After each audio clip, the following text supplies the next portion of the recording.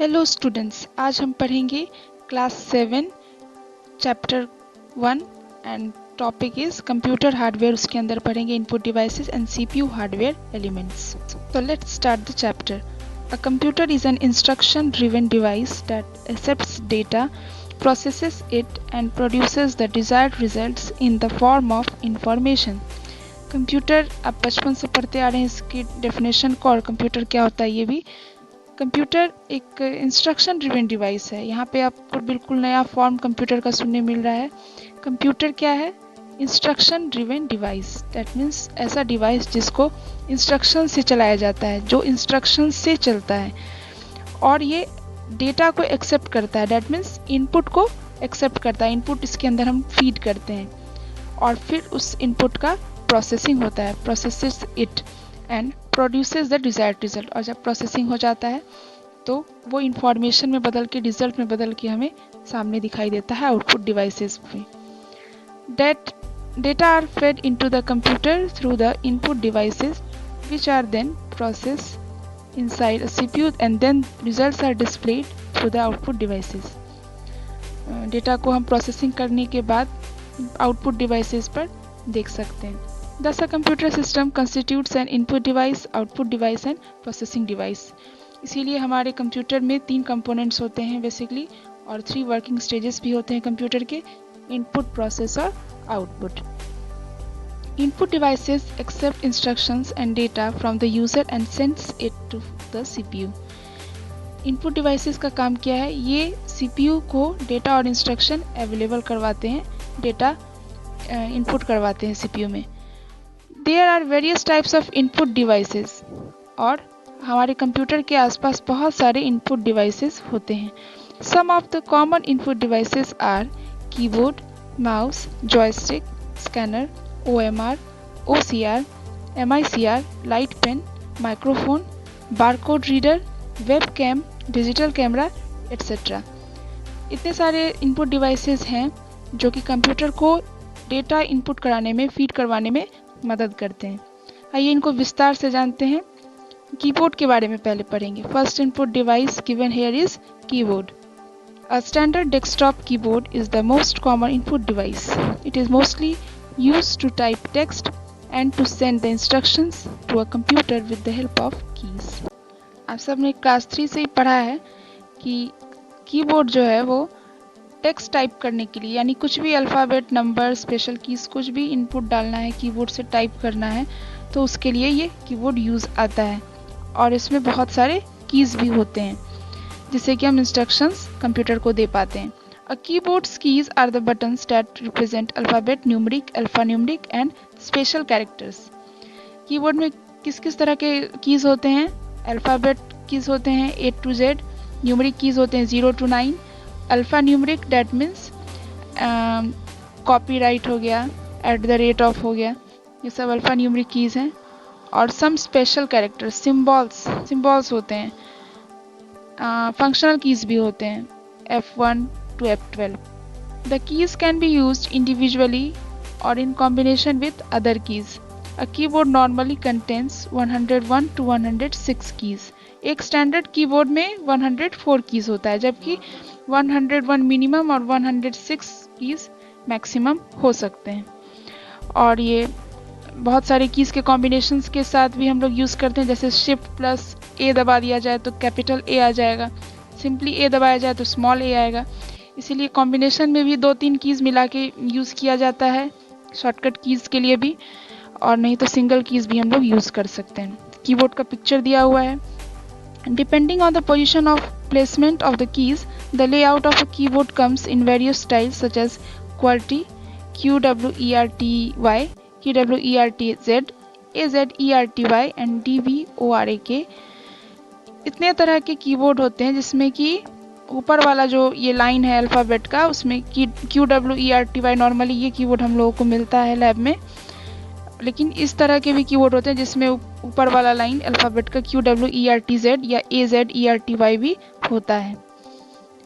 ये QWERTY mostly common format है हमारे कीबोर्ड का। जनरली इसी तरह का कीबोर्ड अवेलेबल है। काम करने के लिए। It is based on English language. Naturally जब अल्फ़ाबेट की बात कर रहे हैं तो कीज़ क्या है, इंग्लिश में है, कीबोर्ड इंग्लिश में है, इंग्लिश लैंग्वेज को फॉलो करता है।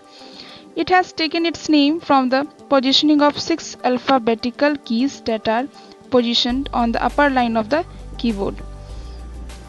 सबसे ऊपर वाले लाइन से हम लोग हाथ को रखना, उंगली रखना शुरू करते हैं और फिर एक बार में 4 उंगली 4 कीज पर डालते हैं। उस तरह से टाइपिंग का पैटर्न होता है। AZERTY type keyboard is mostly used in France. France में यूज होता है इस तरह का कीबोर्ड AZERTY वाला। And QWERTZ is widely used in Germany and Central Europe. और QWERTZ वाला कीबोर्ड जर्मनी और सेंट्रल यूरोप में यूज होता है। And let's move on to the next page. Keyboard was invented by Christopher Latham Sholes. Keyboard का आविष्कार किसने किया था? क्रिस्टोफर लैथम शोल्स ने। इन लैपटॉप, नोटबुक और tablets keyboards is referred as keypad. Laptop, notebook और टैबलेट पीसी में हम लोग कीबोर्ड को कीपैड के रूप में जानते हैं या कीपैड बोलते हैं। आइए कुछ और इनपुट डिवाइसेस को पढ़ते हैं। Second is mouse. Mouse is a handle device which is used on a flat surface and represented as a pointer on the screen. Mouse handheld device है, मतलब उसे हाथ से पकड़ते हैं और वो हमारे हथेली में फिट हो जाता है। और ये फ्लैट सरफेस, यानी इसको एक माउस पैड की ज़रूरत पड़ती है, फ्लैट सरफेस पे ही काम कर सकता है। The pointer on the screen moves as the mouse is moved by an operator. जैसे जैसे हम माउस को घुमाते हैं उसी डायरेक्शन में माउस का पॉइंटर भी स्क्रीन पे घूमता हुआ नजर आता है। A mouse generally consists of 2 buttons and a scroll wheel at its top. Mouse में जनरली 2 buttons होते हैं और एक स्क्रॉल व्हील होता है ऊपर में, जिससे स्क्रीन को ऊपर नीचे खिसकाया जा सकता है। By pressing the mouse button the user gives instructions to the computer. जब हम माउस बटन पे क्लिक करते हैं तो इंस्ट्रक्शन चला जाता है कंप्यूटर में। Computer mouse was invented bye Douglas Engelbart. और आपने माउस के बारे में क्लास 4 में पढ़ा है कि डॉगलस एंजलबर्ट ने माउस का इन्वेंशन किया था। Third input device is joystick. Joystick is a pointing device whose function is similar to a mouse। Joystick बिल्कुल माउस के जैसा ही पॉइंटिंग डिवाइस है। ये भी एक पॉइंटिंग डिवाइस है और इनपुट डिवाइस भी है। पॉइंट करने में मदद करता है। स्क्रीन पे हम किसी चीज़ पे पॉइंट कर सकते हैं, किसी ऑब्जेक्ट पे, आइटम पे, फोल्डर पे पॉइंट कर सकते हैं। Except that a mouse pointer stops moving on the screen as soon as the user stops moving the mouse. जैसे हम लोग माउस को छोड़ देते हैं तो वहीं पे वो उसका पॉइंटर स्थिर हो जाता है। बिल्कुल उसी तरह जॉयस्टिक का भी, जैसे हम हाथ हटाएंगे जॉयस्टिक से, उसका पॉइंटर स्क्रीन पे जाके स्थिर हो जाएगा। But in a joystick the pointer continues to move in the direction towards which the joystick has been pointed. जिस डायरेक्शन में हमने छोड़ा था उसी डायरेक्शन में जॉयस्टिक का पॉइंटर मूव करता रह जाएगा। To stop the pointer the user has to bring the joystick to its upright position. और अगर आप पोजीशन चेंज करना चाहते हैं जॉयस्टिक के पॉइंटर का, तो आपको फिर से उस पर हाथ डाल के उसे पकड़ के उसका पोजीशन चेंज करना होगा या वापस उस पोजीशन पे लाना पड़ेगा, पुराने पोजीशन पे। फोर्थ इनपुट डिवाइस यहाँ पे पढ़ेंगे scanner. A scanner is also an input device. A scanner is a device that scans a document by sensing the reflection that is received when the scanner emits rays on the contents। Scanner एक device, ऐसा input device है जो कि हमें photo scan करने में मदद करता है। इमेज को अपने कंप्यूटर में हम ला सकते हैं। लेकिन ये होता कैसे है? जब स्कैनर के अंदर हम किसी बुक को या किसी भी डॉक्यूमेंट को रखते हैं पलट करके, जैसे फोटो कॉपी मशीन में रखा जाता है बिल्कुल उसी तरह से, तब क्या होता है कि उसके अंदर एक रिफ्लेक्शन होती है, एक लाइट पास करती है जैसे फोटोकॉपी मशीन में पास होती है। और वो स्कैनर जब रिफ्लेक्शन देता है, रेज निकलती है, तब उस फोटो का इमेज कंप्यूटर में सेव होता है। It takes the image of contents and converts it to a digital file. और वो कैसे सेव होता है कंप्यूटर में? डिजिटली सेव होता है, डिजिटल फॉर्म में सेव होता है। इमेज का डिजिटल कन्वर्जन हो जाता है, डिजिटल फाइल में वो इमेज बदल जाता है और तब वो कंप्यूटर में सेव हो जाता है। The scanned image or photo can be stored in a computer and can be easily transferred to a secondary storage device। और तब हम इसे आसानी से स्कैन करके जिस भी ड्राइव में या किसी भी स्टोरेज प्लेस पे, किसी फोल्डर में रखना चाहते हैं तो रख सकते हैं। Scanners can be categorized into handheld scanner and flatbed scanner. और स्कैनर भी दो तरह के होते हैं। पहले का नाम है हैंडहेल्ड स्कैनर, जो कि हाथ से पकड़ के स्कैन किया जा सकता है। मोबाइल में भी स्कैनर होता है। और दूसरा है फ्लैट बेड स्कैनर, जो बड़े कंप्यूटर्स के लिए दूसरी डिवाइसेस में यूज होता है। दोनों तरह के स्कैनर्स स्क्रीन पे दिए हुए हैं। Next input device is optical mark reader, OMR। Optical mark reader को हम शॉर्ट फॉर्म में OMR बोलते हैं। OMR शीट का नाम सुना हुआ होगा।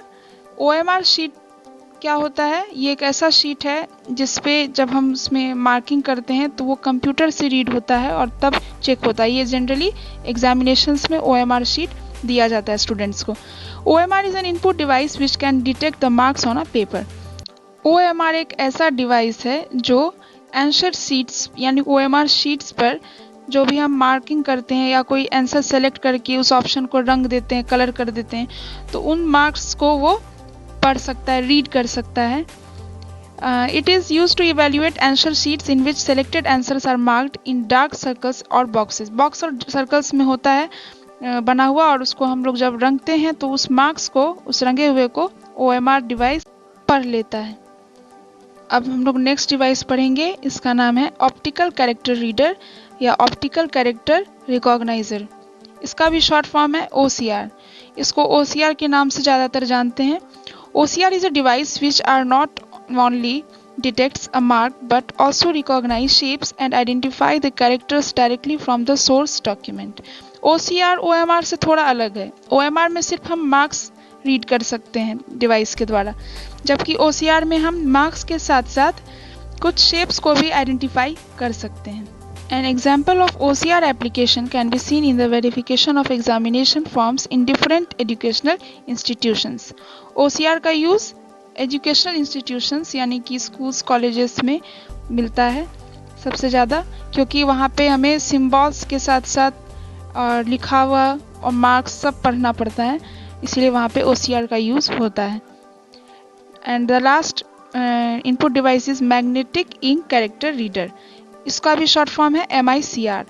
मैग्नेटिक इंक कैरेक्टर रीडर या MICR is a device which is used by banks for processing of cheques. ये बैंक्स में यूज़ होने वाला डिवाइस है। इस इनपुट डिवाइस से बैंक्स में जो चेक्स होते हैं उस पर डिजिटल सिग्नेचर होता है और भी चीज़ें लिखी होती हैं, उनको वह रीड कर सकता है। कंप्यूटर रीड करता है इन डिवाइसेस के थ्रू, यानी कि जब OMR यूज़ करता है कंप्यूटर तो वह मार्क्स को स्कैन कर सकता है। OCR जब यूज़ करता है कंप्यूटर, उससे अटैच होता है तो मार्क्स और शेप्स दोनों को रिकॉग्नाइज कर सकता है। और जब MICR से कनेक्ट हो जाता है कंप्यूटर तो वो चेक्स पे लिखी हुई डिजिटल सिग्नेचर्स को और बाकी सारे इंफॉर्मेशन को रीड कर सकता है। अब आइए दूसरे पेज में और भी MICR के बारे में लिखा हुआ है, इसको फिर से कंटिन्यू करते हैं। MICR is a device which is used by banks for processing of checks by interpreting information stored in MICR code. On the checks, the code of a name of the bank, branch code and check number are printed with a special kind of ink containing magnetic particles or iron oxide, which is scanned, read and identified with the help of MICR, and transaction accordingly processed in the computer. A MICR code consists of 9 digits. MICR magnetic ink को use करता है checks पे लिखे हुए information को पढ़ने के लिए, यानी मैग्नेटिक पार्टिकल्स जो भी होते हैं वो कंप्यूटर में जाके सारे इंफॉर्मेशन को पहुंचाते हैं, चाहे वो ब्रांच कोड हो, चेक नंबर हो। और MICR कोड जो 9 डिजिट्स का होता है उन डिजिट्स को भी कंप्यूटर का MICR पढ़ पाता है। और बॉक्स में क्या लिखा है नोट्स में, on the back of credit or debit cards there are thin brown strips. Such strips contain coded information in the form of magnetic marks and are read when the card is inserted into ATM. जब हम ATM card यानी debit या credit card जब डालते हैं ATM में तो उसके पीछे जो एक थिन सा बहुत ही पतला से स्ट्रिप होता है उस पर भी मैग्नेटिक इंक से कुछ ना कुछ लिखा रहता है, MICR से लिखा रहता है, और उसको ATM रीड करता है, तभी हमें पैसे या जो भी हम इंक्वायरी करने गए हैं, बैलेंस चेक करने गए या जो भी करने गए वो हमें करके दे पाता है, फाइल्स रीड कर पाता है।